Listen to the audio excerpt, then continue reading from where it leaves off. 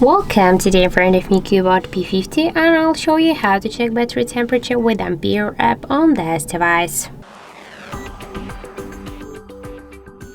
So first we should get the application, the Ampere app from the Play Store. That's why let's launch the Play Store app, and here in the search pool we should enter Ampere.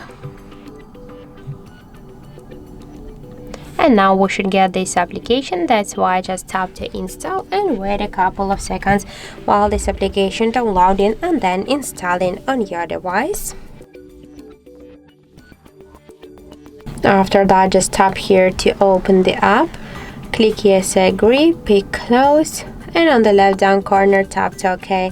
And now we can see here the temperature of our device battery. In my case that's 28.8 degrees.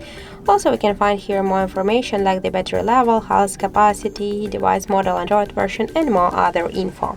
So that's it. Thank you for watching, and if you find this video helpful, don't forget to leave a like, comment and to subscribe our channel.